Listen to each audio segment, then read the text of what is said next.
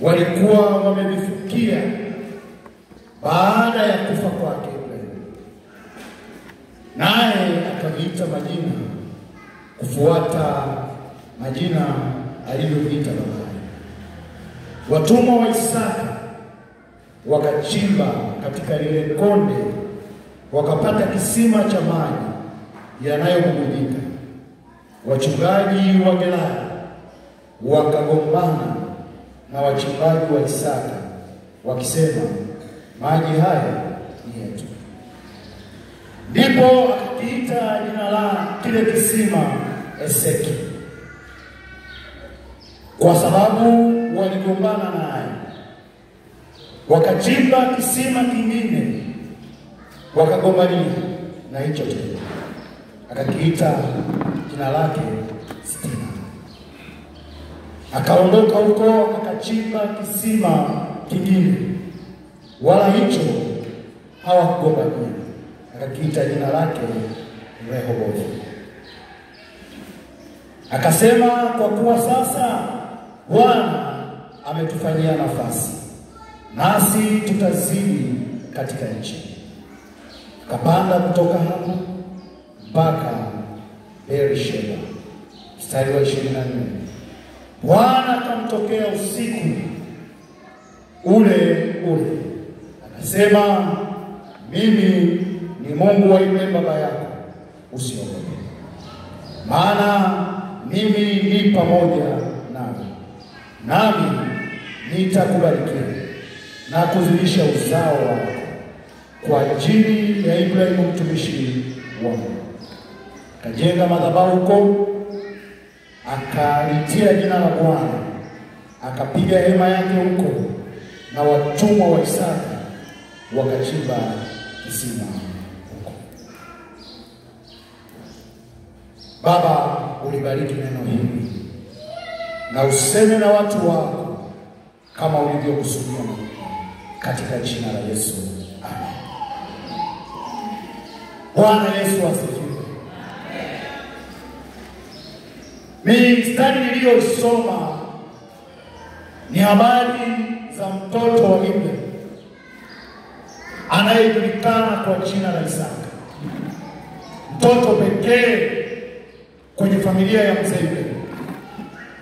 Na mahali ambapo tumesoma ni habari za Isaka alipoingia kwenye mji uliojulikana kwa jina la Gerari. Biblia inasema Isaka akasafiri akaenda mpaka Gerari, na kwenye mji huu wa Gerari palikuwa na mfalme aliyeitwa Abimeleki. Na kwenye mji huu wa Gerari palikuwa na baraka nyingi ambazo Mungu alikuwa ameachilia kwenye mji huu. Lakini kwenye habari tunayosoma, Isaka hakuwa wa kwanza kwenda kwenye mji wa Gerari. Kabla ya Isaka, baba yake Ibrahimu uko wakati pia alienda kwenye mji wa Gerari. Na ukisoma Biblia kwenye mistari utagundua kwamba ukisoma habari ya Ibrahimu wakati anaenda Gerari, lakini ukisoma habari ya Isaka wakati anaingia Gerari, habari zao zinafanana. Bwana Yesu asifiwe. Bwana Yesu asifiwe. Ibrahimu alipoingia Gerari na akiwa na safari kwenda kwenye mji wa Misri pia, na wakati wa safari yake hii uko wakati ambao alisema uongo, akawaambia watu wa mji huo mpya kwamba, akamwambia Sara mke wake kwamba tumefika kwenye mji, na kwa sababu ya uzuri ulionao tusiwaambie watu wa mji huu kwamba wewe ni mke wangu, tuambie kwamba wewe ni dada. Bwana Yesu asifiwe. Lakini pia tunapozungumza habari za mistari niliyosoma, ukianza kwenye sura ya 26 mstari wa kwanza kwenye kitabu cha Mwanzo, tunaona habari hiyo hiyo inarudi kwa Isaka alipoingia kwenye mji.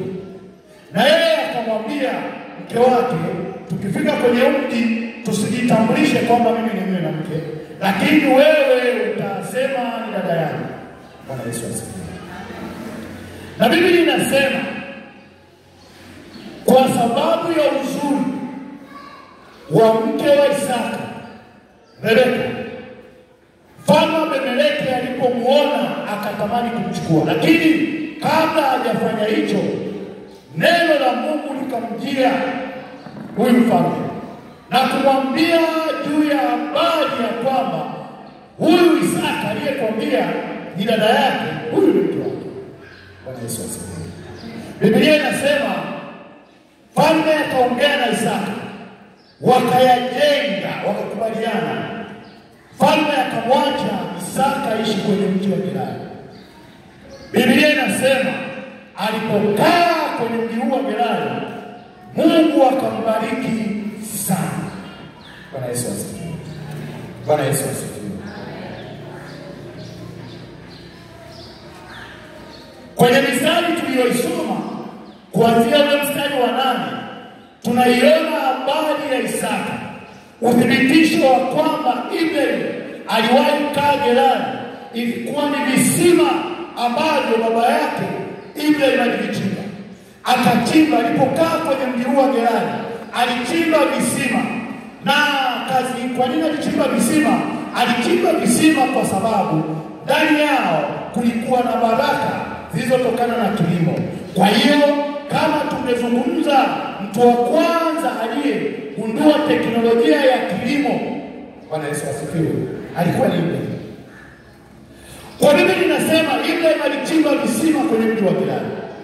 Na katikati ya mji huu wa Gerari palikuwa na visima, sio kimoja.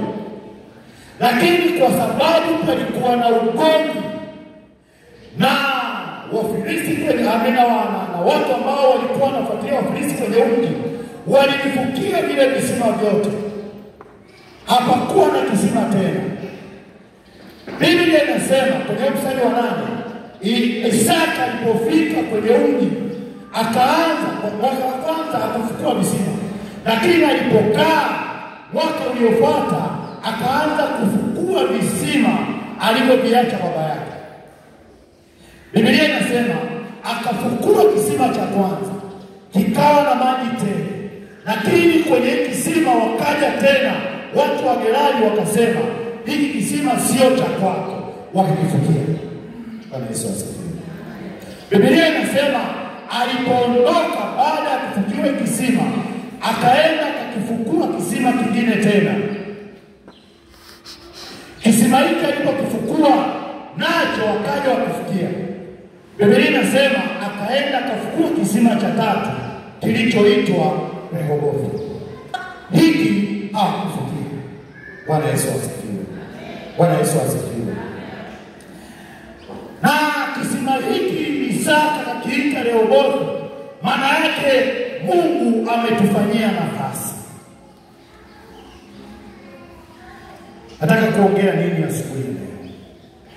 Katikati ya nafasi hii tulionayo ya kumsifu na kumwabudu Mungu kwenye ibada hii tuliyoiweka, moja ya maombi tunataka kuyaachilia kwa Mungu ni kuombea wazaliwa wetu wa kwanza. Bwana Yesu asifiwe. Kwenye mistari niliyoisoma, kama hauwezi kuwa sawasawa, hauwezi kuomba juu ya wazaliwa wa kwanza, urithi wa kwako, urithi tulionao wa kiroho, urithi tulionao wa kimwili, kila kitu tulichonacho cha kimwili kinaweza kupotea na kufukiwa na maadui kama wazaliwa wetu wa kwanza wasipokuwa urithi. Bwana Yesu asifiwe. Bwana asifiwe. Bwana Yesu asifiwe. Kinachoonekana kwenye mistari tuliyoisoma, Isaka alijua vyema kwa ajili ya visima alivyoviacha baba yake. Lakini Isaka alijua vyema kwa habari ya urithi aliyowacha baba yake. Alijua baraka ya maisha yao na familia yao ipo kwenye kilimo ambacho baba yake aliwahi kufanya huko Gerari na akafanikiwa sana. Isaka akaamua kwenda Gerari. Lakini pamoja na kwenda Gerari, sio tu kwa sababu ya baraka iliyoko kwenye mji wa Gerari, lakini kwa sababu ya urithi ambao baba yake amewahi uacha hapo. Isaka akakumbuka juu ya ramani, kwa sababu Isaya tuliyoisoma inasema wazi, wakati Isaka anaenda Gerari, Ibrahim alikuwa ameshakufa tayari. Lakini Biblia inatuambia visima ambavyo Isaka aliamua kuvifukua vilikuwa ni vile vile ambavyo baba yake alivitumia na kufanya kilimo kule Gerari. Bwana Yesu asifiwe. Bwana Yesu asifiwe. Tunaweza kuwa na ustawi wa kiroho kwenye kanisa letu. Tunaweza kuwa na namna ambayo tumesimama, tumeiona nguvu ya Mungu inatembea kwenye hili kanisa. Lakini tusipoomba kwa ajili ya uzao wetu, tusipoomba kwa ajili ya watu wanaokuja huku nyuma, wenye urithi wa familia zetu, wenye urithi wa hali zetu za kiroho, wenye urithi wa uchumi wetu, iko wakati patakatika ule mnyororo ambao Mungu alikusudia na ile baraka ambao Mungu alikusudia. Kwa sababu hiyo hatuwezi kufikia kwenye malengo tunataka kufikia. Hatuwezi kuifanya kazi ya Mungu kwa usahihi. Hatuwezi kupata urithi na mafanikio na faida ambayo tumeikusudia katikati ya maisha yetu, isipokuwa tunao wazaliwa wa kwanza sahihi wanaoweza kushika nafasi ambayo Mungu ametupa kwenye ulimwengu wa roho na kwenye maisha yetu ya uchumi ya kawaida. Vinginevyo tutaondoka, inabaki historia kama ya watu walioko kwenye ulimwengu huu ambao Mungu aliwahi wafanikisha, Mungu aliwahi wapa mafanikio, kwa sababu hapakuwa na kuwaridhisha na kuombea warithi wao na wazaliwa wa kwanza walipoondoka kwenye ulimwengu, na historia yao ilifutika. Bwana Yesu asifiwe. Bwana Yesu asifiwe. Maisha yao, ustawi wao, mali zao walizozihangaikia na kuzifanya katikati ya maisha na uhai wa maisha yao vilipotea na historia yao iliishia hapo. Kwa nini? Kwa sababu yamkini kuna sehemu ambapo walilegea, wakaacha hawakusimama kwenye nafasi zao kwa habari ya warithi wao, kwa habari ya wazaliwa wa kwanza. Ndani ya kanisa tunao wazaliwa wa kwanza, na kwa sababu shetani anajua juu ya siri ya wazaliwa wa kwanza, kuna vita kubwa ambayo inatembea kwa ajili ya wazaliwa wa kwanza. Kuna vita kubwa inayotembewa kwa ajili ya wazaliwa hawa wa kwanza. Kwa hiyo shetani akitaka kuipiga familia, akitaka kupiga ukoo, akitaka kupiga kanisa, anapiga mzaliwa wa kwanza. Akishapiga mzaliwa wa kwanza, manake kile ambacho kilikusudiwa kama urithi na mwendelezo wa taifa, wa kanisa, wa jamii, wa ukoo vinaishia pale, inabaki historia. Bwana Yesu asifiwe. Bwana Yesu asifiwe. Shetani akiamua kuua hata huduma, hata kanisa, anapiga mzaliwa wa kwanza. Hatujawahi ona makanisa na huduma ambazo ziliwahi sitawi na kusimama sana, lakini baada ya mwanzilishi wake kuondoka, hatuoni tena ile nguvu na kile ambacho tulikikusudia kutoka kwenye hiyo huduma. Shetani akiamua kupiga ushirika huu, yako malimbuko ambayo kwenye ulimwengu wa roho ni wazaliwa wa kwanza, ni malango ya ushirika. Shetani anaweza kupiga malango hayo ya ushirika. Baada ya kupiga malango ya ushirika, hatutaona ushirika ukisogea tena. Tunabaki na historia ya kwamba unajua kanisa hili liliwahi kuwa kubwa, unajua ushirika huu uliwahi kuwa mkubwa, tuliwahi ona nguvu ya Mungu, lakini kwa sababu adui aligundua mahali ambapo akipiga ataua, itabaki ni historia. Anapiga hapo, na akishapiga hapo tunabaki na historia. Asubuhi ya leo mwambie Mungu tumegundua, na Mungu ametuonyesha. Mwambie shetani kwamba tumegundua nafasi tulionayo, hatutaiachia. Kila aliyemzaliwa wa kwanza kwenye hili kanisa atasimama kuwa ushuhuda na kuwa ustawi wa ukoo na familia hiyo. Lakini kila aliye malimbuko ya kanisa la Mungu na ushirika wa Karani atasimama kwenye nafasi yake, adui hatampiga, na tunakwenda tunamtaji leo kwenye ulimwengu wa roho. Tunakwenda kumwambia shetani hauna nafasi juu ya wazaliwa wetu wa kwanza, juu ya malimbuko na wazaliwa wa kwanza wa kanisa waliobeba ustawi na msimamo wa kanisa letu. Tutakwenda kumwambia Mungu kwamba tunatamani utulindie wazaliwa wetu wa kwanza, ili shetani anapokuja, Wafilisti wanapokuja na kutaka kufukia visima ambavyo Mungu ameviachilia. Kisima hiki kinaweza kuwa ni baraka ambazo Mungu ameziachilia kwenye ukoo, ni baraka ambazo Mungu ameziachilia kwenye kanisa. Kisima hiki kinaweza kuwa ni karama na huduma ambazo Mungu ameziachilia ndani ya kanisa.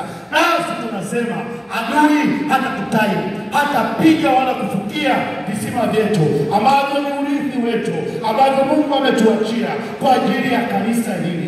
Piga makofi, mshangilie Mungu. Na kama leo tunakwenda kupiga, hatukubali. Bwana Yesu asifiwe. Bwana asifiwe. Haleluya. Biko visima hata kwa kanisa, biko visima hata kwa ushirika huu.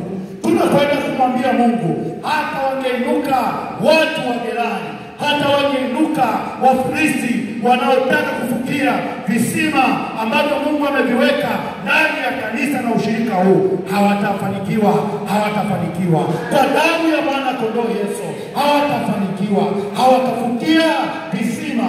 Kama kisima chetu ni karama ya kumsifu na kumwabudu Mungu, kama Mungu ametupa nafasi ya kumwabudu, kwamba hapa ndipo kisima cha sifa, ndipo kisima cha kumwabudu Mungu. Ninataka kuambia mtu wa Mungu, asubuhi ya leo tunakwenda kumwambia Mungu, adui hatapata nafasi ya kufukia kisima cha kwetu, baraka ya kwetu, urithi wa kwetu.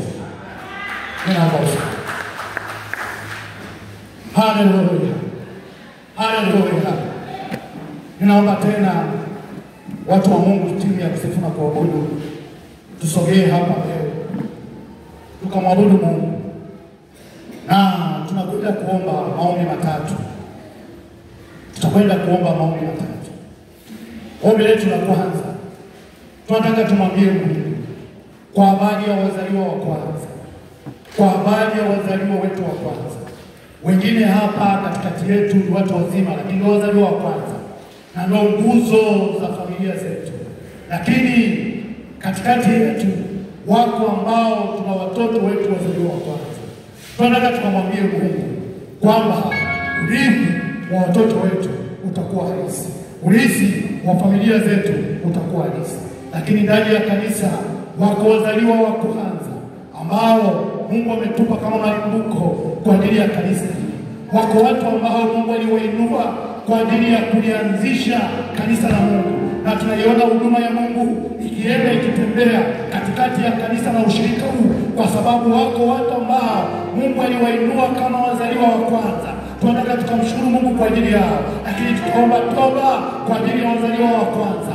Kama iko sehemu ambayo watu wa kwanza ambao Mungu alijiinulia kwa ajili ya ushirika huu hawakwenda sawa sawa, tumwambie Mungu tunaomba uwarehemu. Lakini katikati yao hatutaki adui afukie visima ambavyo uliviachilia kwa ajili ya baraka za ushirika huu. Ninaomba mtumishi wa Mungu, wakili wa ushirika, usogee tu hapa mbele, usogee hapa mbele kwa ajili ya huduma hii ya maombi. Ninaomba pia mama, usogee tu hapa mbele tunapokwenda kuomba. Mama mchungaji, karibu tutakwenda kuomba na wakili utatuongoza kwenye haya maombi tunapokwenda kuomba kwa ajili ya wazaliwa wa kwanza. Lakini ombi la pili, tutakwenda kuomba kwa habari ya mipango tulionayo kama ushirika. Yako mambo mengi ambayo tumeyapanga, tunatamani Mungu ayatende, akayafanye kwenye mwaka 2025. Iko mipango ya kawaida, lakini yako mambo ya mipango ya kiroho tunatamani Mungu akatuhudumie. Ombi hili tutakwenda kulipeleka kwa Mungu, lakini tunakwenda kuomba kwa ajili ya idara zetu na vikundi vidogo ndani ya kanisa. Tunatamani Mungu avikamate na tuone ustawi na nguvu ya Mungu ikitembea nao. Karibu wakili, karibu kwa ajili ya kuongoza maombi haya. Karibu.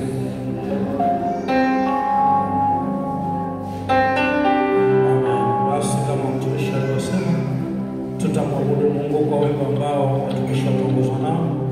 tutaingia kwenye hayo maombi ambayo tunamtaka Bwana na nguvu zake kwenye malango ya wazaliwa wetu wa kwanza, na tutaendelea kumwambia Bwana habari ya mipango ya ushirika. Hatutaki kuwa na mipango hewa. Karibu watu waabudu Mungu, tumwabudu Mungu. Hebu mwabudu Mungu, achilia moyo kwa Bwana ili Mungu ashughulike na wewe, na baadaye tutamwambia Bwana kila neno gumu ambalo liko kwako binafsi, mwambie Bwana tena. Anapokuja Bwana wakati tunamwabudu na kumsifu, atembelee pia na haja ya moyo wako iliyoko ndani. Karibuni watumishi wa Bwana.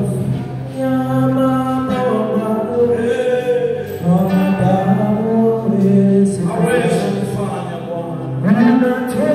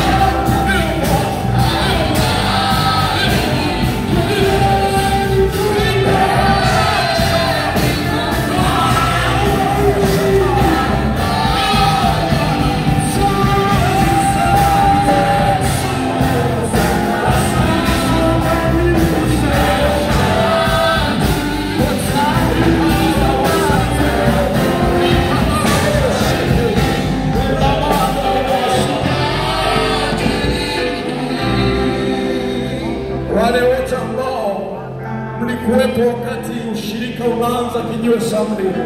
Pita mbele, ninyi ni malango. Mliokuwepo wakati kijiwe samli ndio unapewa ushirika. Ninyi ni malango ya ushirika. Pita mbele, tunashughulika na malango. Tunashughulika na malango. Tunashughulika na malango. Malango, malango, malango. Inueni vichwa vyenu malango. Mfalme wa utukufu apate kuingia. Apate kuingia. Ninyi ni malango. Yarosha.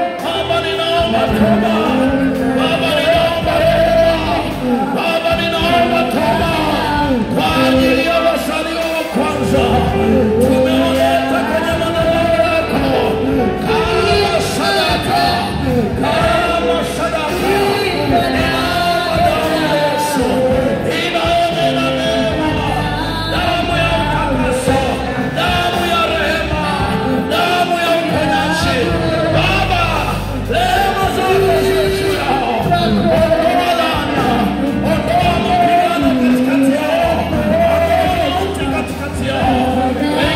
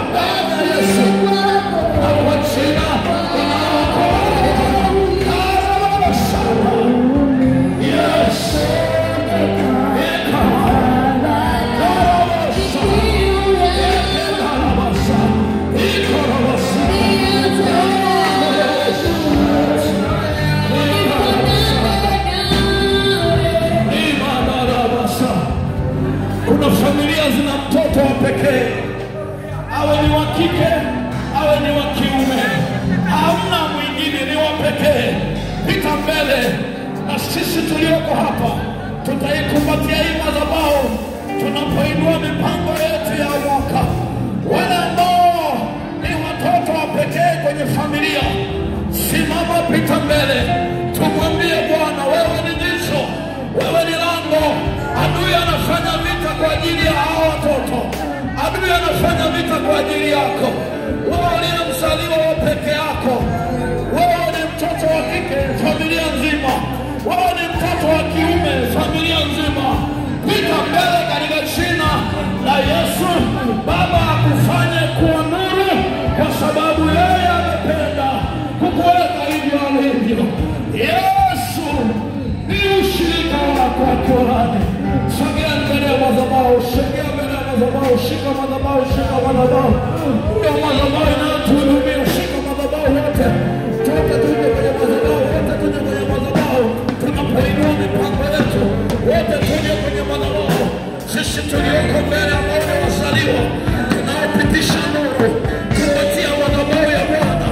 Ipitishe cha Bwana, ipitishe cha Bwana, ipitishe cha Bwana, ipitishe cha Bwana. Ndiye mliokuwa wakijua sabri kupatia madhabahu. Hii madhabahu Mungu aliyotumia kwa ajili yenu, ipitishe ufalme wa Bwana, ipitishe mapenzi ya Bwana, ipitishe mashauri ya Bwana. Jeshi ulipopata nafasi pale, shika sogeza mbele kidogo hii. Pale mbele kidogo, tunatamani wazaliwa wa kwanza mliokuweka kijiwe sabri wakati mnapata ushirika. Shikeni madhabahu, ili madhabahu iwe ni mlango wa Bwana, iwe ni nyumba ya Bwana, iwe ni mahali pa Bwana, iwe ni makimbilio ya Bwana. Hii ndio madhabahu Mungu aliyowapa siku mtaka ya shirika. Mungu aliyokabidhi, na nyinyi ndio malango. Rakanabashekeriana, rekashanda ya maseka, katika jina la Yesu. Malango kwenye ulimwengu wa roho vilivyokuwa vimefungwa, vifunguke sasa, vifunguke sasa. Ushirika ulikuwa hauendi, uende sasa. Ushirika ulikuwa usogee, usogee sasa. Maana malango, Bwana wa ufalme, Bwana wa utukufu, anamiliki haya malango, anatawala haya malango. Tunainua mipango ya idara, mipango ya ushirika, mipango ya idara, mipango ya ushirika. Kila kiongozi wa idara, sogea mbele, kiongozi mmoja wa idara, sogea mbele, kiongozi mmoja wa idara. Kama hauko hapo kiongozi wa idara, mmoja shike madhabahu. Kiongozi wa idara yoyote, shika madhabahu. Tunainua mipango yetu, tunainua mipango yetu mbele za Bwana. Tunainua mipango yetu, tunainua agenda zetu mbele za Bwana. Hakuna idara itakayo katika miguu, hakuna idara itakayo kosa macho, hakuna idara itakayo kosa tumbo la kuzaa. Kwa jina la Yesu, idara funguka kwa damu ya Yesu. Idara zifunguke, idara zifunguke, idara zifunguke. Watu wa Bwana wafunguke, ushirika ufunguke, uchumi ufunguke, afya zifunguke. Kama kuna mauti ilipita kwenye malango, haya malango tunaweka damu ya Yesu. Kama kuna mauti ilikuwa inapitisha mauti, tunaachilia damu ya Yesu. Haijalishi yamekaa kwa muda mrefu, damu ya Yesu, damu ya Yesu, damu ya Yesu. Iondoe ukiwa, iondoe giza,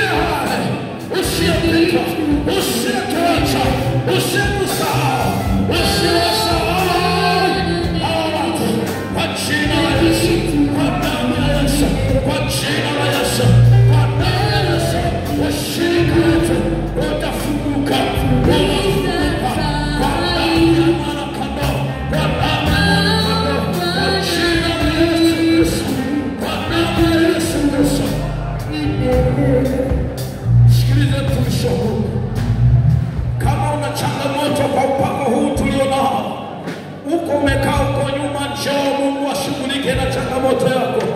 Inawezekana umeomba muda mrefu lakini haifunguki. Inawezekana umehitaji msaada lakini msaada hujapatikanika. Yuko Mungu anayekusaidia.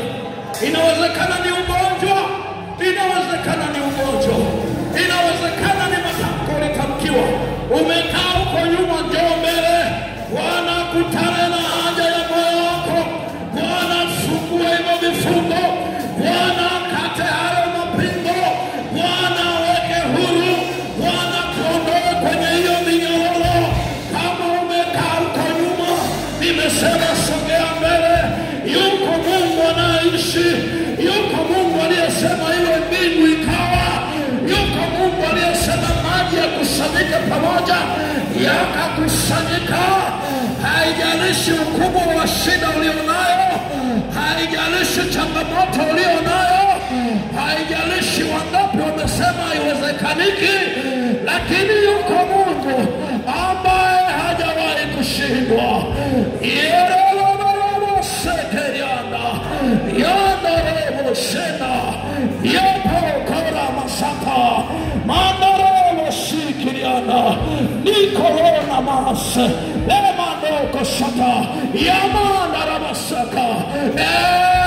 Yesu, ulisema njoni kwangu ninyi nyote msumbukao na wenye kulemewa na mizigo, nawe ukasema utatupumzisha. Wako wanaume, wako wanawake wamepita kwenye changamoto. Wengine ni kwenye ndoa, wengine ni kwenye uchumi, wengine ni kwenye afya, wengine ni kwenye biashara, wengine Bwana ni kwenye ofisi zao. Ziko changamoto, wengine wamedhulumiwa, wengine Bwana wamenyang'anywa haki zao. Katika jina linalopita majina yote, Yesu fungua, Yesu fungua, Yesu fungua, Yesu fungua, Yesu fungua, fungua, fungua, fungua, Yesu fungua. Ulisema watu hao wameibiwa, wala hakuna asemaye rudisha. Tunarudisha, tunarudisha, tunarudisha nafasi zao, tunarudisha uchumi wao, tunarudisha afya zao, tunarudisha kazi zao, tunarudisha kile walichopoteza, tunarudisha umiliki wao, tunarudisha haki yao kwa jina la Yesu. Tunarudisha, tunarudisha, tunarudisha, tunarudisha vile vilivyoibiwa, tunavirudisha. Bwana kurejeshe tabia shetani ulivyoficha chini ya maji. Tunaachilia nguvu ya Bwana hivi kama viliko kwa damu ya Yesu. Uganga, uchawi, ushirikina uliozuia uchumi wako ufunguke, ufunguke, ufunguke, ufunguke kwa damu ya Yesu. Ugonjwa waliosema utakufa nao ufunguke, ufunguke kwa damu ya Mwana-Kondoo. Wewe ni Mungu mwaminifu, hakuna aliye kama wewe. Baba, tunakutukuza. Baba, tunakuinua. Baba, tunakuheshimu. Hakuna aliye kama wewe, hakuna mwaminifu kama wewe. Tumetoa mioyo yetu na sadaka yetu kwako. Ndiye Mungu unayetushamili, ndiye Mungu unayetukumbuka, ndiye Mungu unayetuhudumia katika jina la Yesu. Tuliopo wasema, Bwana Yesu, tumesogea mbele zako. Wewe Yesu uliyemwaga damu yako msalabani na ukasema imekwisha. Damu yako ilitununua, ndivyo maandiko yanavyosema. Damu yako Yesu ilinunua watu wa kila kabila, wa kila lugha, wa kila jamaa, wa kila taifa. Nami Bwana ni miongoni mwa hao walionunuliwa na damu ya Yesu. Yesu, mimi leo nimenunuliwa na damu yako. Uchumi wangu umenunuliwa na damu yako. Afya yangu imenunuliwa na damu yako. Utumishi wangu umenunuliwa na damu yako. Kazi ya mikono yangu imenunuliwa na damu yako. Yesu, Yesu, Yesu,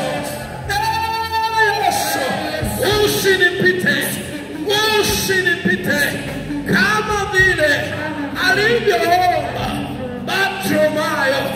Akaita Yesu, akasema unirehemu. Na Bwana uliyemsikia Bartimayo, nisikie na mimi ninapokuita ili unirehemu. Bwana, ulimwambia Bartimayo, unataka nikufanyie nini? Wewe Yesu unataka kila mtu aseme anachotaka kutendewa. Bartimayo alikuwa haoni, akasema nataka kuona. Na Bwana, ninakuja kwako kwa swali hilo ulilomuuliza Bartimayo, na kwamba unataka nikufanyie nini? Yesu, mimi leo nakuja. Taja unachotaka Bwana akufanyie. Baba, tunataka ukombozi wako, tunataka tukuabudu. Kitaje. Bwana anasema unataka kufanyie nini? Unataka kufanyie nini? Mwambie Bwana unachotaka Bwana kufanyie. Bartimayo alisema mimi sioni, nataka nione, nataka unipe macho nione. Yesu anakuuliza unataka kufanyia nini? Yesu yuko hapa anauliza unataka kufanyia nini? Yesu, ushirika wa kirohoni, tunataka tukuabudu katika roho na kweli. Ushirika wa kirohoni, tunataka tukuinue wewe. Ushirika wa kirohoni, tunataka tukuchie wewe. Ushirika wa kirohoni, tunataka kuinuliwa. Ushirika wa kirohoni, tunataka uzima. Baba, shika idara zetu, zinataka zione wewe Bwana, zinataka zikuone kwenye mipango yao, kwenye biashara zao, ziko familia zinataka zikuone wewe, Wako wakina mama, watoto wao wamepoteza mwelekeo, wanataka watoto wao waokolewe. Wako walionyang'anywa mali zao, wanataka Bwana uwarudishie mali zao kwa jina la Yesu. Ni Mungu peke yake. Asante Bwana, haufananishi Bwana, haulinganishi Bwana. Kwa jina la Yesu tunakuabudu, tunakutukuza. Asante Bwana, kila mmoja apokee alichotaka, kila mmoja Mungu mpe alichotaka, kila mmoja Bwana mpe alichotaka. Aliyetaka kwa watoto wake mpe, kwenye uchumi wake mpe, katika jina la Yesu. Mungu wa Ibrahimu akubariki. Haleluya. Unaporudi kukaa, mwambie Yesu ufananishi. Tarehe 6 tutafanya hitimisho la Bwana.